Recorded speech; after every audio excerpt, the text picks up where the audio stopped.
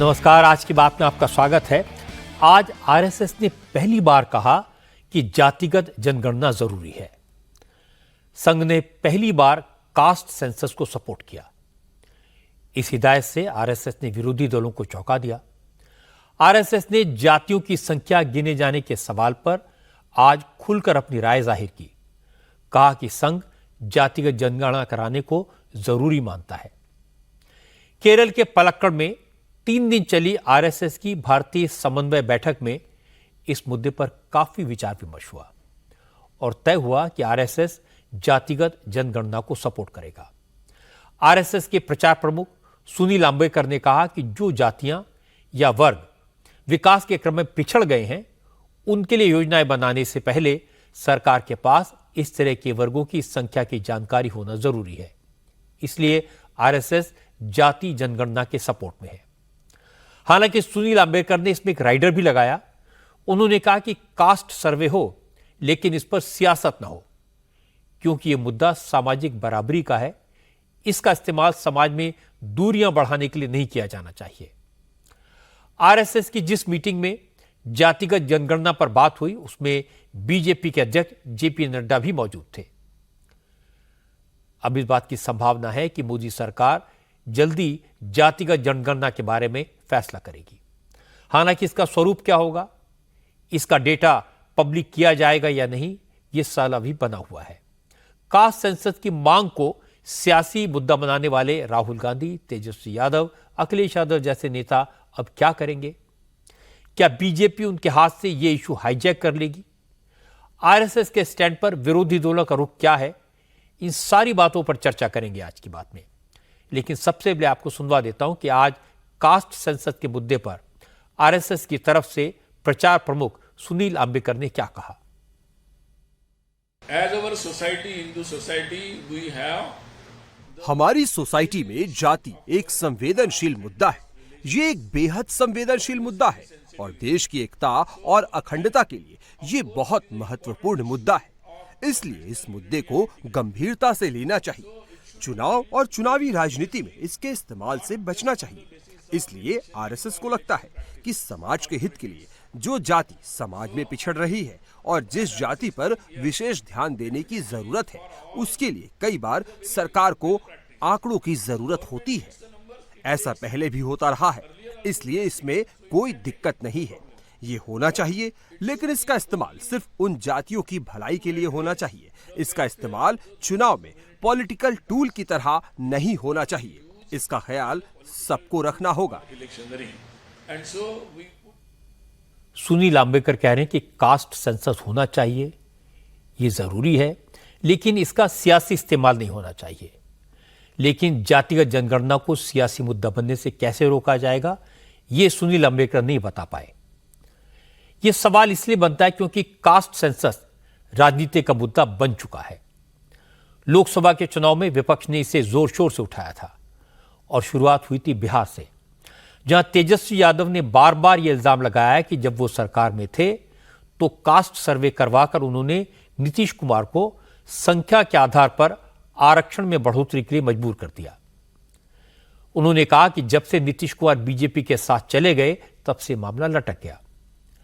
RJD की तरफ से सुप्रीम कोर्ट में पिटीशन फाइल करके पटना हाई कोर्ट के फैसले को चुनौती भी दी गई, लेकिन उस पर आज सुनवाई नहीं हो सकी क्योंकि आज सुप्रीम कोर्ट की चीफ जस्टिस की बेंच नहीं बैठ पाई। हालांकि आज जैसे ही आरएसएस ने कास्ट सेंसस को सपोर्ट करने की बात कही, तो सबसे पहला रिएक्शन तेजस्वी यादव का ही आया। तेजस्वी ने कहा कि लालू यादव ने जिस तरह से पिछड़ी जातियों में जागरूकता पैदा की, उसी का नतीजा है कि अब सबको अपना स्टैंड बदलना पड़ रहा है। तेजस्वी यादव ने कहा कि आरएसएस और बीजेपी आरक्षण विरोधी हैं, संविधान बदलना चाहते हैं, इसलिए इनकी बातों पर यकीन नहीं है, क्योंकि ये लोग कहते कुछ हैं और करते कुछ और। इनका हिडन एजेंडा क्या है, ये पता लगाना मुश्किल है। किसी से भी पूछो, ये लालू जी की ताकत है कि आज चाहे जाति जनगणना हो, रिजर्वेशन हो, इस पे कोई खुल के नहीं बोल सकता कि नहीं होना चाहिए। लेकिन हिडन एजेंडा जो है, इनके मन में जो है, वो नहीं चाहते हैं कि ये हो। वरना बार बार बीजेपी के लोगों को कोर्ट में खड़ा करके, चाहे शेड्यूल 9 का हो चाहे जाति आधारित गणना का हो, ये खड़ा नहीं करते। लेकिन बीजेपी क्या है? बीजेपी की जो गवर्नमेंट ऑफ इंडिया, जो सरकार जो चल रही है, कोर्ट में तो साफ साफ जो है मना कर दिया है। कई बार हम लोगों ने सवाल पूछा, कई सालों से मना करते आ रही है कि जातीय जनगणना जो है नहीं होनी चाहिए। इसमें तो सब लोगों ने जवाब देखा ही है बीजेपी का पार्लियामेंट में। तो ये लोग नहीं चाहते, ये लोग बस कथनी इनका कुछ है, करनी कुछ और है। तो इनको कोई मतलब नहीं है आरक्षण से। इन लोग केवल जो है, जो बाबा साहब अम्बेडकर ने जो संविधान जो लाया था, असल एजेंडा है कि संविधान को ये लोग बदलना चाहते हैं। ऐसा लगता है कि आरएसएस ने आज ऐलान करके इनको चक्कर में डाल दिया। तेजस्वी यादव गोलमोल बातें करने लगे। यूपी में अखिलेश यादव के पीडीए के पीछे भी जाति की राजनीति है। समाजवादी पार्टी भी कास्ट सेंसस को बड़ा इशू बनाती रही है, लेकिन आज आरएसएस की राय सामने आने के बाद अखिलेश यादव भी चकरा गए। उन्होंने कहा जातिगत जनगणना से ही सबका विकास होगा, लेकिन बीजेपी समाज के वंचित वर्ग को आरक्षण नहीं देना चाहती। अखिलेश यादव ने कहा जो लोग कहते हैं कि कास्ट सेंसस से लोगों में दूरियां पैदा होंगी, उससे उनकी आरक्षण विरोधी मानसिकता क्लियर हो जाती है। जाति जनगणना सामाजिक न्याय का रास्ता है। जाति जनगणना सबका साथ सबका विकास का रास्ता है। और जाति जनगणना से समाज जुड़ेगा, समाज बटेगा नहीं। और जो लोग बांटते रहे हैं, जो समाज को तोड़ते रहे हैं, वो लोग अगर कहें कि जाति जनगणना से समाज में दूरियां होंगी, ये तो वही कहावत हुई, उल्टा चोर कोतवाल को डांटे। और खासकर आरक्षण के साथ इतनी खिलवाड़ किसी सरकार ने नहीं की जितना ये भारतीय जनता पार्टी की सरकार कर रही है। और ये सरकार जानबूझ करके कर रही है। राहुल गांधी तो हर मौके पर एक ही बात कहते हैं, कास्ट सेंसस करवा कर रहेंगे, उसके आधार पर आरक्षण देंगे। लेकिन आज जब आरएसएस ने कास्ट सेंसस का सपोर्ट किया तो कांग्रेस ने सुनील अंबेडकर के बयान को कास्ट सेंसस के खिलाफ करार दिया। कांग्रेस के ट्विटर हैंडल पर लिखा गया कि जातिगत जनगणना तो समाज की एकता और अखंडता को खतरा हो सकता है, ये कहना ही कास्ट सेंसस का खुला विरोध है। नहीं, गोलमोल तरीके से संघ ने यह कहा है कि जातिगत जनगणना नहीं होना चाहिए। आप उनका पूरा बयान उठा करके देखिए, आप ये पाएंगी कि संघ ने स्पष्ट रूप से भाषाई चतुराई दिखाते हुए यह बयान दिया है कि जातिगत जनगणना नहीं होनी चाहिए। दरअसल भारतीय जनता पार्टी पिछले कुछ दिनों से एक ऊहापोह की स्थिति में है। राजनीतिक तौर पर राहुल गांधी जी ने जो आंदोलन छेड़ा है सामाजिक तौर पर, सामाजिक न्याय का, भाजपा उससे बहुत परेशान है। और मुझे पूरा विश्वास है कि आने वाले दिनों में आप देखिएगा कि इस तरह से अप्रत्यक्ष रूप से माहौल बनाने के लिए कितने भी नेताओं से, कितने भी मातृ संगठनों से भाजपा बुलवा ले, लेकिन थक हार के नरेंद्र मोदी जी को या तो जातिगत जनगणना करवानी पड़ेगी या फिर इस देश के दलित, इस देश के पिछड़े, इस देश के आदिवासी प्रधानमंत्री बदलेंगे। हालांकि कांग्रेस के नेता उदित राज ने दूसरी बात कही। उन्होंने कहा संघ जातिगत जनगणना को समर्थन करता है, ये कांग्रेस की जीत है। उदित राज ने कहा कि अब आरएसएस को भी दलितों और पिछड़ों की ताकत का एहसास हो गया है, इसलिए आरएसएस के स्टैंड में बदलाव आया है। कहावत है कि 100 जूता भी खाए 100 प्याज भी खाए। मान भी गए तब, पहले मान जाते। जब राहुल गांधी जी ने कहा और कांग्रेस पार्टी ने कहा तब तो नहीं मान रहे। और जब जनता ने इनको सबक सिखाया और राहुल जी ने इसको मजबूती से उठाया तो मानना पड़ गया। तो पहले मान लेते। तो आज कांग्रेस पार्टी की जीत है और इस देश के बहुजनों की जीत है। और आरएसएस और भारतीय जनता पार्टी की ये मजबूरी है। और खुशी इस बात का है कि 100 जूता भी खाए और 100 प्याज भी खाए और मान गए। उद्धव ठाकरे की शिवसेना के नेता अरविंद सावंत ने तीसरी बात कही। उन्होंने कहा देर से ही सही, संघ को भी मानना तो पड़ा कि जातिगत जनगणना जरूरी है। अरविंद सावंत ने कहा कि जहां तक इस मुद्दे के राजनीतिक इस्तेमाल का सवाल है तो आरएसएस को यह बात पहले बीजेपी को समझानी चाहिए। पहले ये मार्गदर्शन आदरणीय आरएसएस के जो प्रमुख है उनको मेरी विनती है कि ये मार्गदर्शन पहले आप अपने लाडले भारतीय जनता पार्टी को करिए, क्योंकि हर चीज की राजनीति करना ये उनका बड़ा तत्व है, सत्व भी है। आजकल उस तत्व के आधार पर वो राजनीति करते रहते हैं। तो पहला ये मार्गदर्शन उन्हें करें और बाद में कहे। एक तो स्वागत करता हूं, देर आए दुरुस्त आए कुछ न हो, एटलीस्ट आपने ये तो मान्यता दे दी।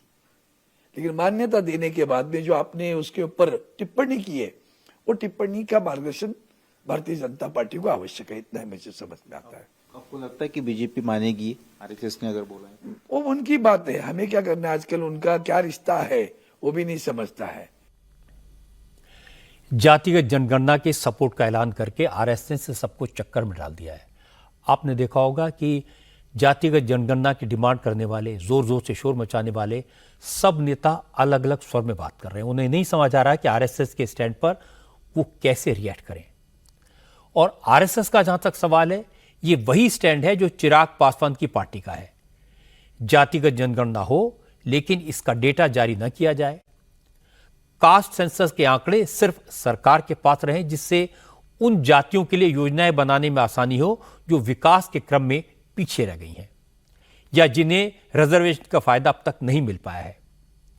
अखिलेश यादव हो, तेजस्वी यादव हो, राहुल गांधी हो, सारे लोग यही तर्क देते हैं कि कास्ट सेंसस इसलिए जरूरी है कि सभी जातियों की सामाजिक और आर्थिक स्थिति का पता लग सके, उसके आधार पर फैसले हो सके। लेकिन जब वही बात आरएसएस ने कही तो यह बात आरक्षण विरोधी हो गई। हकीकत है कि विरोधी दलों के नेताओं की रणनीति बिल्कुल साफ है। वो पहले कास्ट सेंसस की मांग करेंगे, फिर आंकड़े सार्वजनिक करने की मांग होगी, फिर जिसकी संख्या जितनी भारी उसको उतनी हिस्सेदारी का नारा लगाया जाएगा, आरक्षण की सीमा को बढ़ाने की मांग करेंगे, तमिलनाडु के रिजर्वेशन का हवाला दिया जाएगा। कुल मिलाकर मंसूबा सियासत चमकाने का है, वोट बैंक का है। इसीलिए आज जब आरएसएस ने कहा कि कास्ट सेंसस तो हो पर इस पर सियासत ना हो, तो कास्ट सेंसस की मांग करने वाले सभी विरोधी दलों के नेताओं को आग लग गई, क्योंकि इस तरह का स्टैंड लेकर संघ ने उनकी रणनीति को, उनकी राजनीति को बेपर्दा कर दिया। हालांकि बीजेपी के नेताओं ने आज इस मुद्दे पर कोई बात नहीं की। प्रधानमंत्री नरेंद्र मोदी ने आज कहा कि बीजेपी समाज के सभी वर्गों को अपने साथ जोड़ेगी, सबका ख्याल रखेगी, सबको समान अवसरों के सिद्धांत पर लेकर चलेगी। असल में आज बीजेपी ने अपना मेंबरशिप ड्राइव शुरू किया। बीजेपी के हर कार्यकर्ता को 6 साल के बाद अपनी मेंबरशिप रिन्यू करानी पड़ती है। इसीलिए आज प्रधानमंत्री नरेंद्र मोदी ने सबसे पहले मेंबरशिप लेकर सदस्यता अभियान शुरू किया। इस मौके पर दिल्ली में बीजेपी के दफ्तर में एक बड़ा प्रोग्राम हुआ। इसमें प्रधानमंत्री मोदी ने कहा कि पार्टी का मकसद देश की युवा आबादी के दिलों में जगह बनाना है। मोदी ने कहा वो चाहते हैं कि पार्टी 18 से 25 साल के नौजवानों को ज्यादा से ज्यादा संख्या में मेंबर बनाए, क्योंकि इस उम्र के नौजवान ही 2047 में विकसित भारत के सफर के सारथी बनेंगे। मोदी ने कहा कि बीजेपी सिर्फ चुनाव मशीन नहीं है, बीजेपी तो देश की प्रगति में खाद पानी का काम करती है। बीजेपी के हर मेंबर के लिए नेशन फर्स्ट ही असली और इकलौता मोटो है। हम सिर्फ चुनावी मशीन नहीं है, हम वो खाद पानी है जो देशवासियों को सपनों को हम सींचा करते हैं। हम वो खाद पानी हैं जो अपने आप को खपा करके देश के सपनों को संकल्प और संकल्प को सिद्धि तक ले जाने की यात्रा में अपने आप को डुबो देते हैं जी। भारतीय जनता पार्टी का कार्यकर्ता चुनाव, कुछ लोगों ने कह दिया है मशीन, ये तो चुनावी मशीन है भाजपा के पास। इससे बड़ा भाजपा का कोई अपमान नहीं हो सकता है।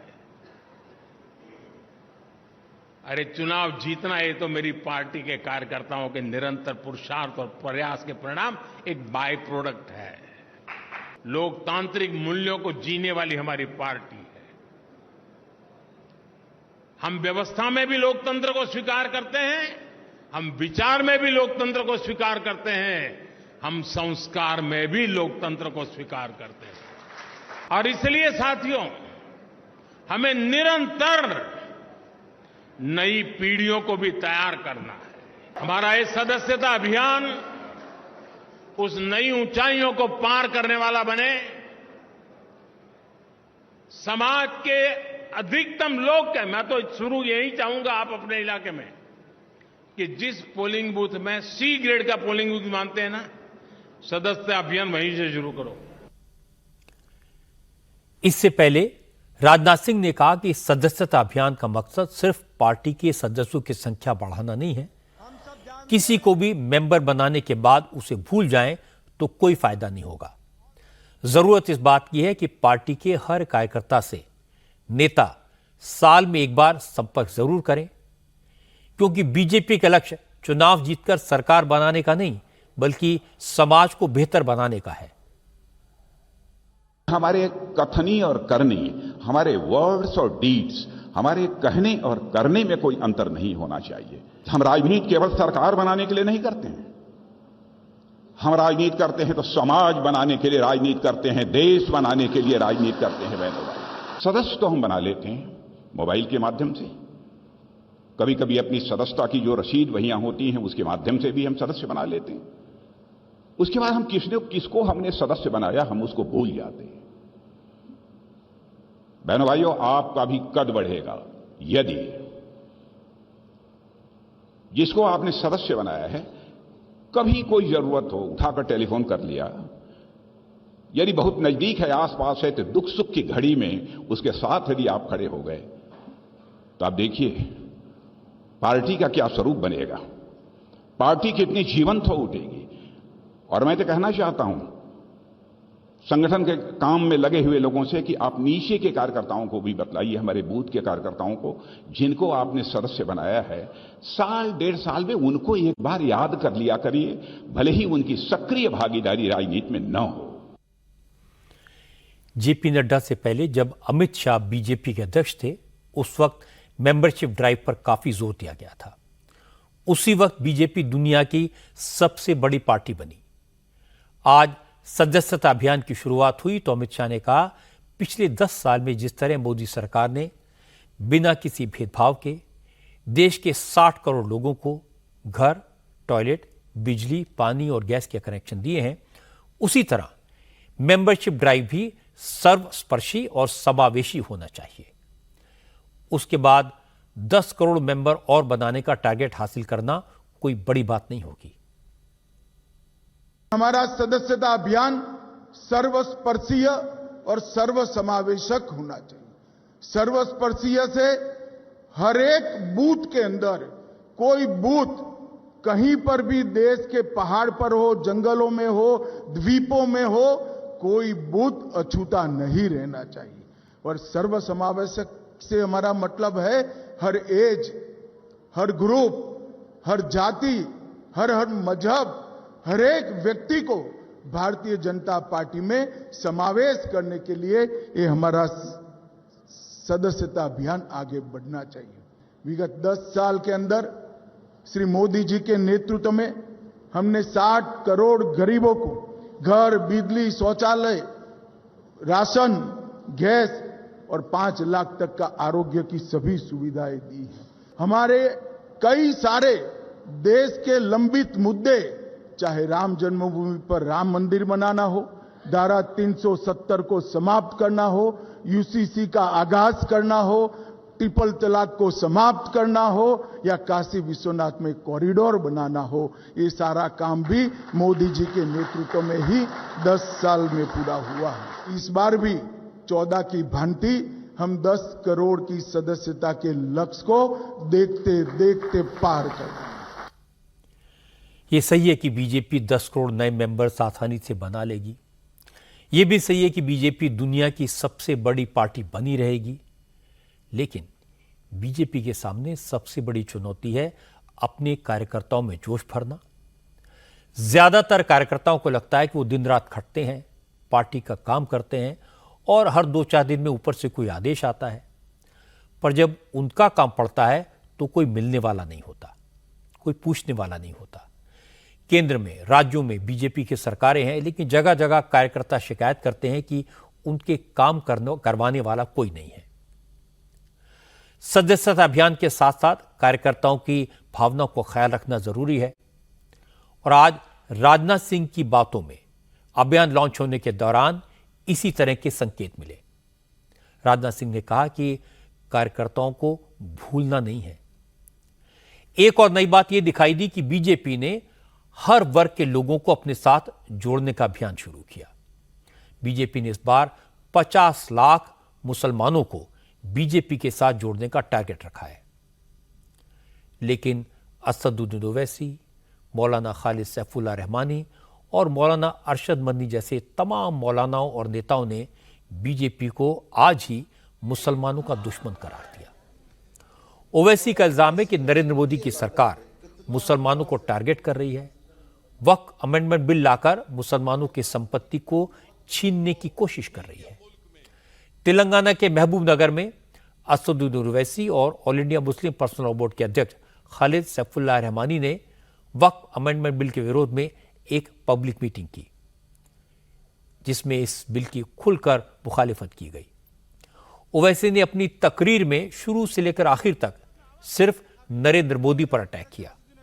ओवैसी ने कहा कि मोदी ने प्रधानमंत्री बनने के बाद ट्रिपल तलाक पर कानून बनाया, यूएपीए का कानून बनाया और उसके बाद सिटीजनशिप अमेंडमेंट एक्ट लाए, और सारे कदम सिर्फ मुसलमानों को परेशान करने की नीयत से लाए गए। और अब मोदी की सरकार वक्फ पर नया कानून बनाने जा रही है, इसका मकसद भी मुसलमानों को परेशान करना है। ओवैसी ने कहा, जिस तरह हिटलर ने जर्मनी में यहूदियों को टॉर्चर किया, वही काम अब मोदी सरकार मुसलमानों के साथ कर रही है। अब ये कानून बनाने जा रहे हैं वक्फ का। ये वक्फ को मजबूत बनाने के लिए नहीं, अगर पूरी दुनिया में अगर कोई झूठों का सरदार है तो उसका नाम नरेंद्र मोदी है। तो इसको समझना पड़ेगा। फिर नरेंद्र मोदी ने कहा था अपनी इस हालिया पार्लियामेंट के इलेक्शन में, क्या कहा था कि हमारी बेटियां, हमारी माएं ज्यादा बच्चे पैदा करती हैं, हमारे हिंदू बहनों के गलों से मंगलसूत्र छीनकर हमको दिया जाएगा, भैंसों को हमारे हिंदू भाइयों से छीनकर मुसलमानों को दिया जाएगा। और अब हुकूमत इनकी बन के 100 दिन भी नहीं हुए, आपने वक्फ का कानून ला लिया। 100 दिन भी नहीं हुए। आप अंदाजा लगाइए हमारे वजीर आजम की, उनकी हुकूमत की जहनियत का, कि रोजगार बेरोजगारी मसला है नहीं, किसान परेशान है नहीं, मगर किसके पीछे पड़ गए? मुसलमानों के पीछे। मैं हमेशा कह रहा हूं, लोग मेरी बात को जज्बाती कहकर उड़ा देते हैं। याद रखो, हिटलर ने भी यहूदियों का खात्मा इसी तरह से किया था। पहले उनको मारो, उनके घर छीनो, उनके घर को तोड़ दो कि तुम्हारे पास कागजात नहीं है। हिटलर की तारीख पढ़ो तुम, तो जो तारीख जर्मनी, उस वक्त के जर्मनी में दोहराई गई थी यहूदियों से, आज हमारे वतन अजीज में मुसलमानों से दोहराई जा रही है। इसके बाद ओवैसी ने बताया कि उन्हें सरकार के नए कानून पर एतराज क्यों है। उन्होंने कहा कि सरकार जानबूझकर वक्फ बोर्ड में गैर मुस्लिमों को घुसाने की कोशिश कर रही है।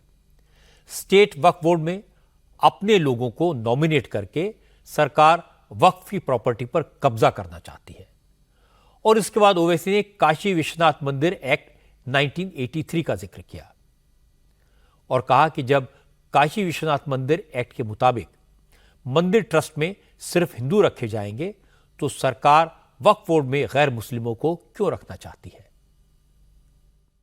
वक्फ एक इबादत है और इबादत को छीनना चाह रहे हैं नरेंद्र मोदी। क्यों छीनना चाह रहे? ये बोलते कि नहीं, 8 लाख एकड़ जमीन वक्फ की है। किसी गवर्नमेंट ने नहीं दी हमको, किसी आरएसएस बीजेपी के लोगों ने हमको नहीं दी, मोदी ने नहीं दी, अमित शाह ने नहीं दी। किसी कांग्रेस के या किसी पॉलिटिकल पार्टी के लीडर ने नहीं दी, हमारे बुजुर्गों ने दिया है, अल्लाह के नाम पर उसको वक्फ किया है। तो अब मोदी क्या करना चाह रहे हैं कि स्टेट वक्फ बोर्ड में पूरे मेंबर मुसलमान होते हैं, मशाइखीन के कोटा होता है, बार काउंसिल से आते हैं, एमएलए एमपी का कोटा होता है, और 3 एमिनेंट मुसलमानों में जो लोग हैं हुकूमत उनको नामजद करती। अब मोदी क्या बोल दिए कि एमएलए एमपी मुतवल्ली और ये बार काउंसिल का कोई इलेक्शन नहीं होगा, हुकूमत नामजद करेगी। तो जब ये लोग वक्फ बोर्ड में जाकर बैठेंगे खुदा ना खास्ता, तो बोलेंगे महबूब नगर की डिस्ट्रिक्ट कमेटी में पूरे बीजेपी के लोग रहेंगे, महबूब नगर की जामा मस्जिद की कमेटी में पूरे आरएसएस के लोग रहेंगे। जब स्टेट वक्फ कमेटी में गवर्नमेंट नॉमिनेट करेगी तो जाहिर है गवर्नमेंट असदुद्दीन ओवैसी को या उबैदुल्लाह कोतवाल को या जाबिर को नॉमिनेट नहीं करेगी, जिसको हम हैदराबादी दखनी में बोलते चिंदी चोरों के बाप को अपॉइंट करेगी। अब नरेंद्र मोदी ये बोल रहे हैं कि सेंट्रल वक्फ काउंसिल में 2 तो गैर मुस्लिम रहेंगे, हम चाहे तो पूरों को भी बनाएंगे। मेरा पूछना नरेंद्र मोदी से यह है, यूपी में काशी विश्वनाथ मंदिर का एक्ट है 1983, जिसमें साफ तौर पे बोल रहे हैं काशी विश्वनाथ मंदिर का कोई मेंबर वही बनेगा जो हिंदू होगा, सिर्फ हिंदू। मगर हमारे वक्फ बोर्ड में आप कह रहे हैं कि हम गैर मुस्लिम को बनाएंगे।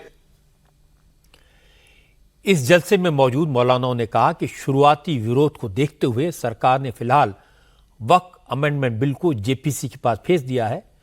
हो सकता है कानून बन जाने के बाद भी सरकार इसे सख्ती से लागू न करे, लेकिन इस कानून के जरिए भविष्य में वक्फ प्रॉपर्टी पर कब्जे का रास्ता खुल जाएगा। भविष्य में फिरका परस्त ताकतें मुसलमानों की प्रॉपर्टीज को हड़पने की कोशिश करेंगी। इसीलिए सरकार की इस कोशिश को तुरंत रोकने की जरूरत है। खालिद सैफुल्लाह रहमानी ने कहा कि सरकार अब वक्फ प्रॉपर्टी के कागजात मांगेगी, लेकिन 500 साल पुरानी प्रॉपर्टी के कागजात मुसलमान कहां से लाएंगे?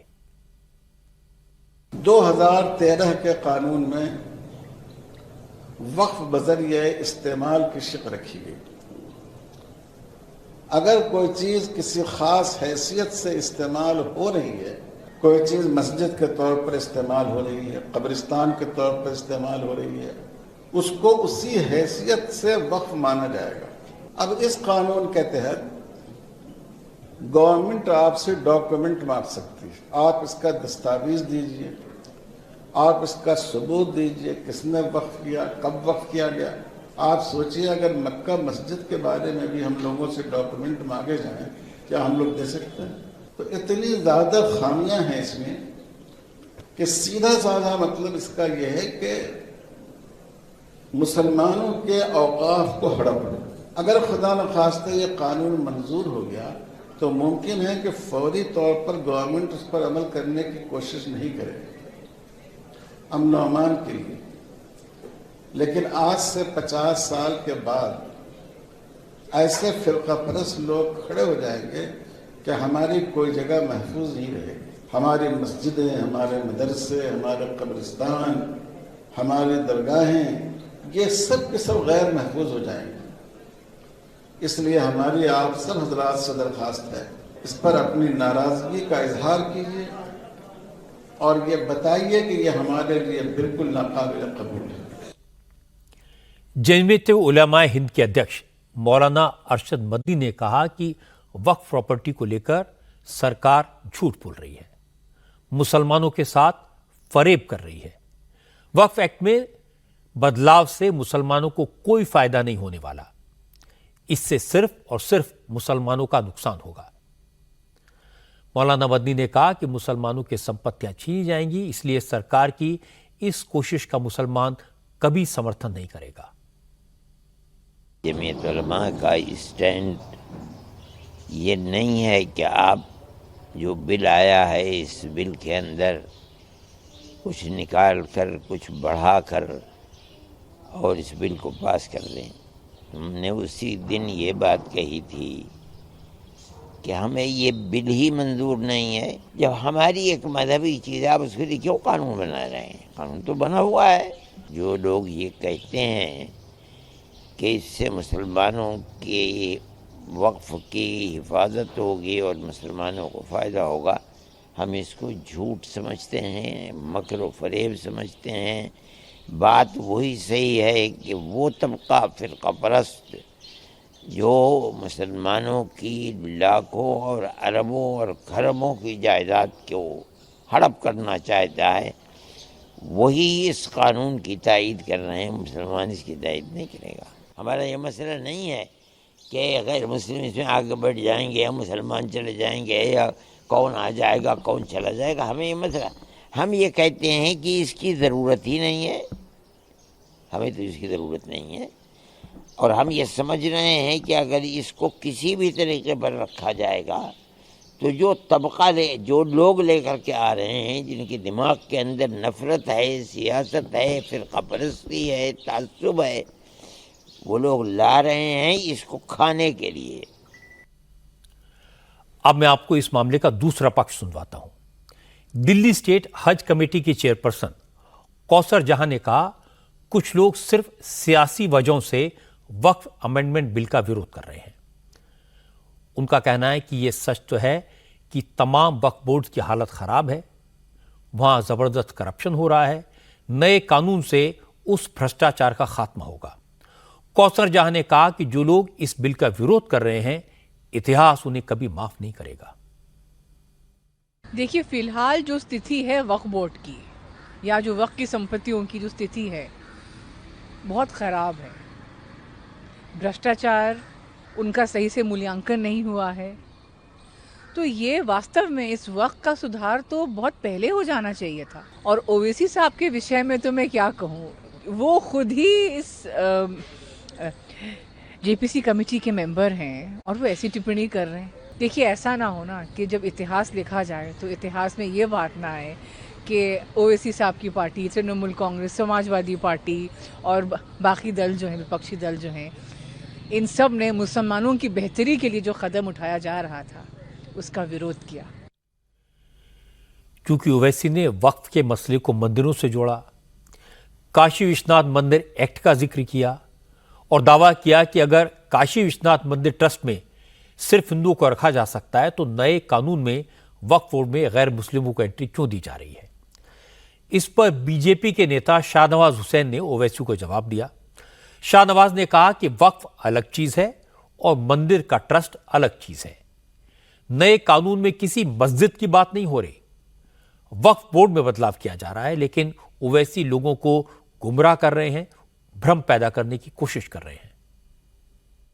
देखिए, वक्फ अमेंडमेंट एक्ट पर चर्चा हो गई पार्लियामेंट के अंदर, फिर जेपीसी बन गई। असदुद्दीन ओवैसी साहब को जो भी कहना है वो जेपीसी के अंदर कहें, वो ज्वाइंट पार्लियामेंट्री कमेटी है, लेकिन वो भ्रम पैदा कर रहे हैं। वक्फ के जो कानून है उसका दुरुपयोग नहीं होना चाहिए, इसीलिए अमेंडमेंट एक्ट आया है। लेकिन वो अपनी बात को जेपीसी में नहीं कह के बाहर कह रहे हैं, लोगों को भड़काने का काम कर रहे हैं। वक्फ अलग चीज़ है और कोई मंदिर मस्जिद का ट्रस्ट अलग चीज़ है। ये किसी की ना मस्जिद छीनी जा रही है, ना इसके अंदर कोई ऐसा कानून बनाया जा रहा है, बल्कि वक्फ में जो कमियां हैं उसको दूर करने की कोशिश हो रही है। तो जेपीसी के अंदर उनको अपनी बात रखनी चाहिए।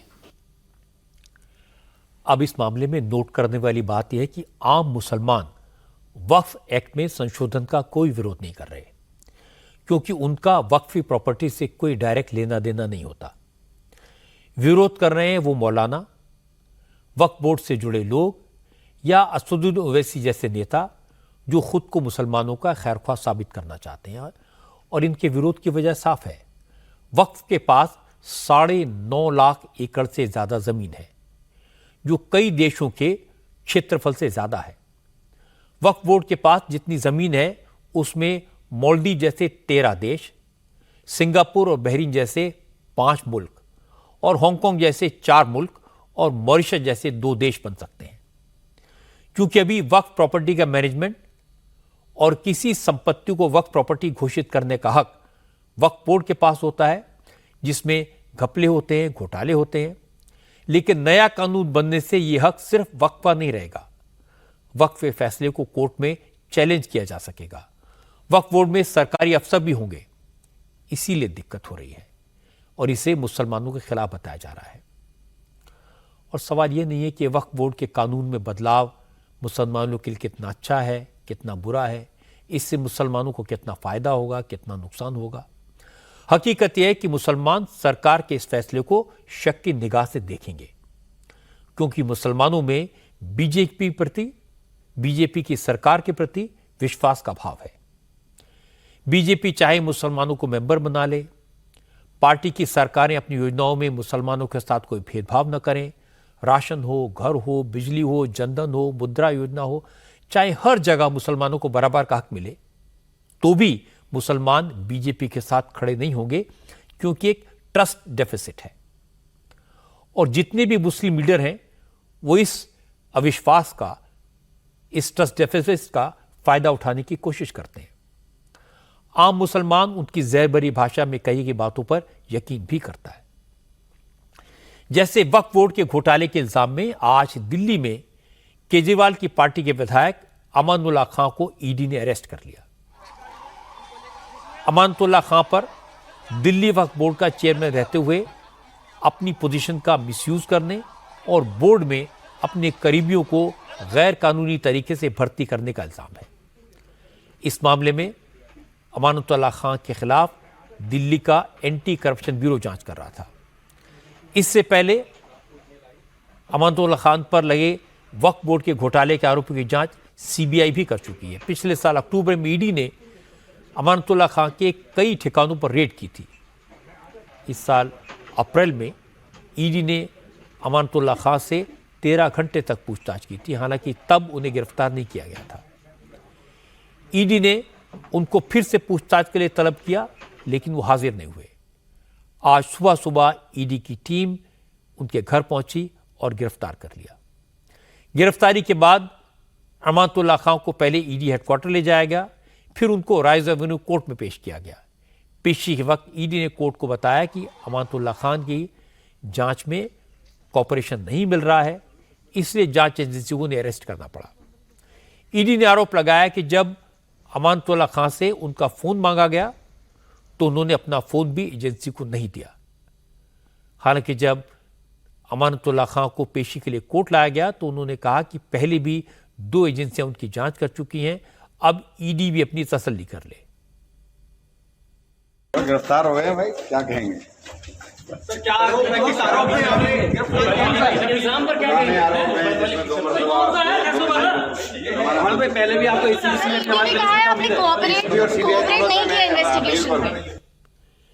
ईडी की एक टीम आज सुबह सुबह लगभग 7 बजे अमानुल्लाह खान के घर पहुंची। पहले उन्होंने दरवाजा नहीं खोला, ईडी के अफसरों को अंदर नहीं आने दिया, पूछा कि वो किस लिए सुबह सुबह आए हैं। जब ईडी के अफसरों ने कहा कि वो घर की तलाशी लेने आए हैं, तो अमानुल्लाह ने कहा कि तलाशी तो पहले भी हो चुकी है, अब किस बात की तलाशी होगी। अमानुल्लाह खान ने आरोप लगाया कि ईडी की टीम उन्हें अरेस्ट करने आई है।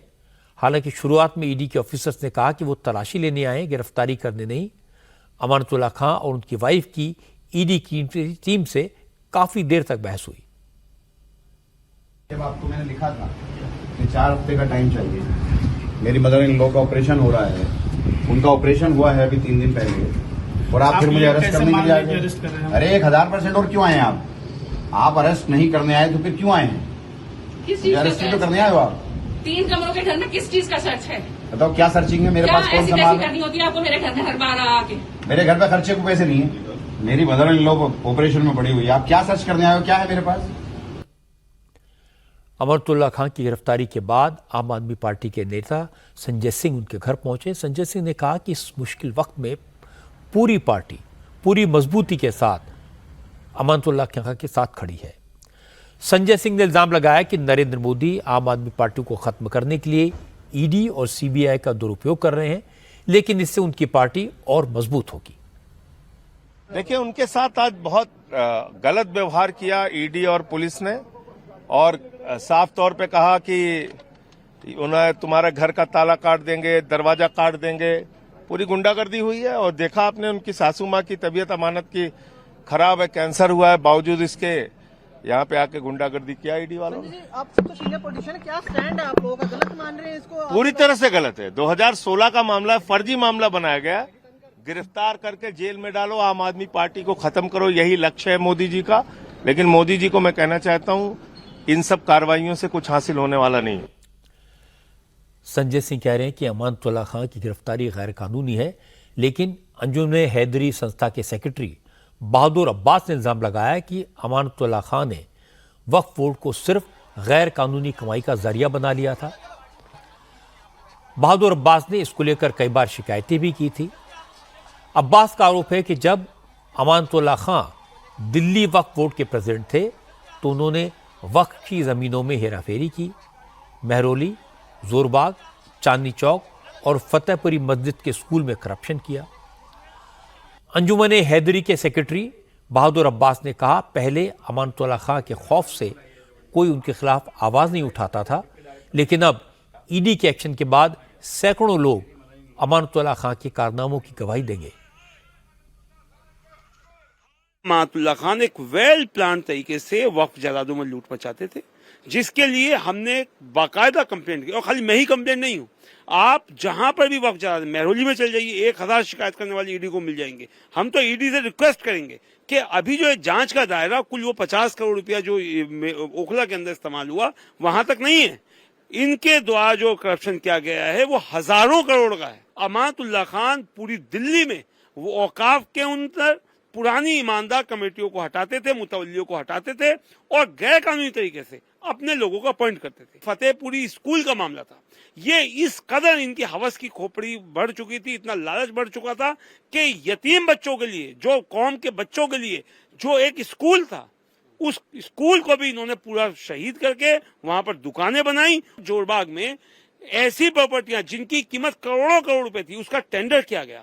टेंडर के अंदर 1.5 लाख रुपया, 1.25 लाख रुपए का टेंडर का अमाउंट आया कि 1.5 लाख रुपए तैयार है। अमानतुल्लाह खान के गुर्गों ने अपनी टीम के जरिए 1000 रुपए महीना पे वो जमीनें जोरबाग के अंदर तकरीबन 4 बड़ी जायदादों को 1000 रुपए महीना पे दे दिया। दिल्ली वक्फ बोर्ड में घोटाले की जांच सबसे पहले दिल्ली के एंटी करप्शन ब्यूरो ने शुरू की थी। जांच के दौरान एसीबी को अमानतुल्लाह खां के करीबी कौसर इमाम सिद्दीकी के घर से एक लाल डायरी मिली थी। दावा किया गया था कि इस लाल डायरी में 8 करोड़ रुपए की रकम के लेन देन की एंट्री थी। यह रकम हवाला के जरिए दुबई भेजी गई थी। फिर सीबीआई की जांच हुई और इसके बाद इस मामले में ईडी की एंट्री हुई और आज अमानतुल्लाह खां को गिरफ्तार कर लिया गया। हालांकि आज आम आदमी पार्टी के लिए दो अच्छी खबरें भी आई। शराब घोटाले में सुप्रीम कोर्ट ने आम आदमी पार्टी के पूर्व मीडिया प्रभारी विजय नायर को जमानत दे दी। विजय नायर 23 महीने के बाद जेल से छूट गए। इसके साथ साथ राज्यसभा सांसद स्वाति मालीवाल के साथ बदसलूकी के केस में केजरीवाल के निजी सचिव विभव कुमार को भी आज 3 महीने के बाद जमानत मिल गई। अब से थोड़ी देर पहले पश्चिम बंगाल से बड़ी खबर आई है। सीबीआई ने कोलकाता के आर्जिकल मेडिकल कॉलेज के पूर्व प्रिंसिपल संदीप घोष को गिरफ्तार कर लिया है। सीबीआई की एंटी करप्शन विंग ने संदीप घोष को करप्शन और एक्सटॉर्शन के केस में अरेस्ट किया है। संदीप घोष के ऊपर इल्जाम है कि जब वो आर्जिकल मेडिकल कॉलेज के प्रिंसिपल थे तो स्टूडेंट्स को पास करने के बदले में पैसे लेते थे, ठेके देने में कमीशन वसूल करते थे और उन्होंने मेडिकल कॉलेज के सामान की खरीद फरोख्त में भी भ्रष्टाचार किया था। आर्जिकल मेडिकल कॉलेज के डिप्टी सुप्रिंटेंडेंट रह चुके अख्तर अली ने 2 साल पहले बंगाल सरकार के हेल्थ डिपार्टमेंट को सारे सबूतों के साथ संदीप घोष के खिलाफ शिकायत की थी, लेकिन उस वक्त कोई एक्शन नहीं हुआ।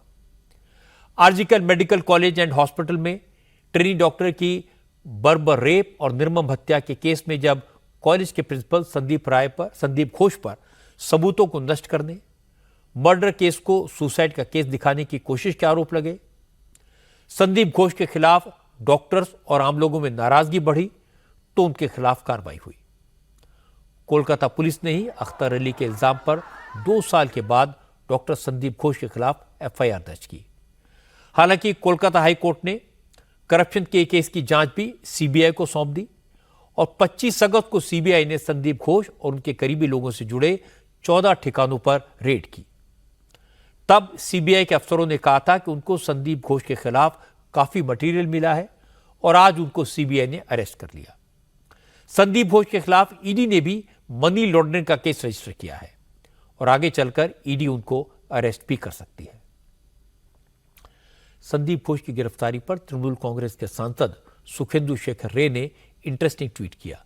उन्होंने लिखा, मिडिल स्टंप तो गया, अब आगे क्या होगा। सुखेंदु शेखर जब आरजीकर हॉस्पिटल के डॉक्टर्स के प्रोटेस्ट में शामिल हुए थे और उनकी डिमांड्स को सपोर्ट किया था तो कोलकाता पुलिस ने उन्हें नोटिस भेज दिया था। टीएमसी ने भी सुखेंदु शेखर के व्यवहार पर नाराजगी जताई थी। ममता बनर्जी की पार्टी के पूर्व सांसद शांतनु सेन ने भी संदीप घोष की गिरफ्तारी पर आज खुशी जताई। फेसबुक पर लिखा, भगवान ने न्याय किया। संदीप घोष की गिरफ्तारी इस बात का सबूत है कि मैंने गलत नहीं कहा था। शांतनु सेन ने कहा, संदीप घोष के करप्शन की जानकारी उन्होंने बहुत पहले सही जगह पर दे दी थी। शांतनु ने कहा कि अगर उस वक्त उनकी शिकायत पर कार्रवाई की गई होती तो तृणमूल कांग्रेस को आज ये दिन नहीं देखना पड़ता। ये सबूत हो गया, जब आदमी विचार नहीं देते हैं तो ऊपर वाला आके विचार देते हैं। 2023 को 27 फरवरी आरकेएस चेयरमैन का पोस्ट में हमने जब ज्वाइन किया आरजीकर में, ये जितना करप्शन का आरोप में संदीप घोष को अरेस्ट किया है और हर एक करप्शन को हम निकाला था, उसके खिलाफ स्टेप लेने का कोशिश किया था, उसको रोकने का कोशिश किया था। कंसर्न डिपार्टमेंट को हमने बोला था, हेल्थ सेक्रेटरी को भी हमने इन्फॉर्म किया था, लेकिन उसका बारे में उस टाइम कोई स्टेप नहीं लिया गया। अगर उस टाइम स्टेप ले लिया होता तो आज का यह दिन हम लोगों को देखना नहीं पड़ता। इसलिए सबूत हो गया, जब आदमी जस्टिस नहीं देता है तो ऊपर वाला जस्टिस देता है। ये बात सही है कि संदीप घोष पर समय रहते एक्शन नहीं लिया गया। जब आरजीकर हॉस्पिटल में रेप और मर्डर का केस सामने आया तो संदीप घोष के बारे में ये इंप्रेशन बना कि शायद ममता बनर्जी उन्हें बचाने की कोशिश कर रही हैं। इस केस में सबूत मिटाने की कोशिश हुई, इसका इल्जाम भी संदीप पर आया। सीबीआई उन्हें उस केस में गिरफ्तार तो नहीं कर पाई, लेकिन करप्शन के केस में संदीप घोष की गिरफ्तारी आज हुई। संदीप घोष को लेकर लोगों के मन में कितनी नाराजगी है, इसका अंदाजा ममता बनर्जी को इस बात से लग जाना चाहिए कि उनकी पार्टी के नेता भी संदीप घोष की गिरफ्तारी पर खुशी जता रहे हैं। अब महाराष्ट्र की बात करते हैं। आज बीजेपी विधायक नीतीश राणे का एक बेतुका और बेहुदा बयान सियासत का बड़ा मुद्दा बन गया। बेतुका और बेहुदा ये शब्द मैंने जानबूझ के इस्तेमाल किए क्योंकि नीतीश राणे ने जो कहा, जिस अंदाज में कहा, उसके लिए यही शब्द ठीक है। नीतीश राणे ने मंच पर खड़े होकर मुसलमानों को धमकी दी। हालांकि जैसे इसका वीडियो सामने आया तो नीतीश राणे के खिलाफ 2 केस दर्ज हो गए। अब उनके खिलाफ एक्शन होगा, पुलिस पूछताछ के लिए बुलाएगी, लेकिन विरोधी दलों के नेता इससे संतुष्ट नहीं है। महाविकास आघाड़ी ने नीतीश राणे के बयान पर बीजेपी को घेरा, चुनाव से पहले दंगों की साजिश करार दिया। असल में कल अहमदनगर में हिंदू समाज के लोगों ने महंत रामगिरी महाराज के सपोर्ट में एक मार्च निकाला। इसके बाद एक बड़ी सभा हुई जिसमें नीतीश राणे ने भी हिस्सा लिया। इसी प्रोग्राम में नीतीश राणे ने मुसलमानों को खुलेआम धमकी दी। राणे ने कहा कि जो लोग रामगिरी महाराज को धमकाने की कोशिश कर रहे हैं वो ये समझ लें कि अब हिंदू डरने वाले नहीं हैं। अगर डराने की कोशिश की गई तो मस्जिदों में घुसकर चुन चुन कर मारेंगे। ये बयान आप भी सुन लीजिए। अगर हमारे रामगिरी महाराज के तरफ समझ लो पाहिजे ना, नहीं तो बोलते ये तो मराठी में बोल के गया, मेरे को कुछ समझा ही नहीं। इसलिए तेरे को जो भाषा में समझता है ना वो भाषा में धमकी देके जा रहा हूं। हमारे रामगिरी महाराज के खिलाफ अगर कुछ भी मस्ती तुम लोगों ने किसने भी की तो तुम्हारे मस्जिदों के अंदर आके चुन चुन के मारेंगे, इतना ध्यान में रखो।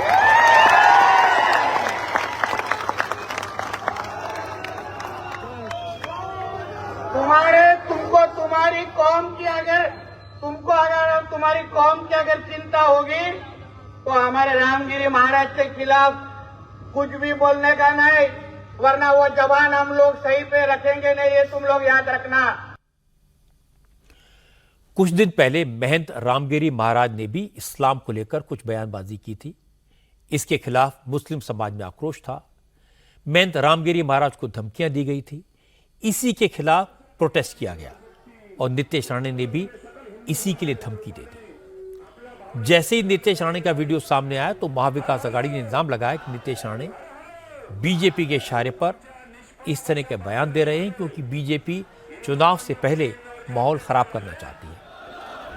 नीतीश राणे अपने बयान पर कायम है, लेकिन आज नीतीश राणे के पिता नारायण राणे ने कहा कि उन्होंने नीतीश से बात की है, उन्हें समझाया है कि किसी समुदाय पर जेनरिक स्टेटमेंट देना ठीक नहीं है।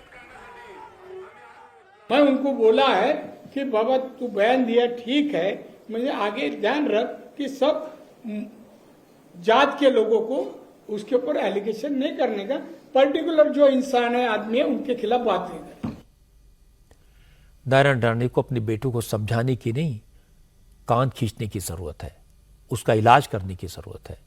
नीतीश राणे ने जिस तरह की भाषा का इस्तेमाल किया वो शर्मनाक है।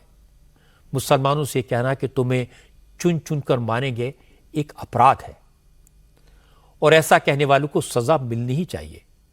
ऐसे बयान समाज में नफरत पैदा करते हैं और इस तरह की बयानबाजी करने वालों की राजनीति में कोई जगह नहीं होनी चाहिए।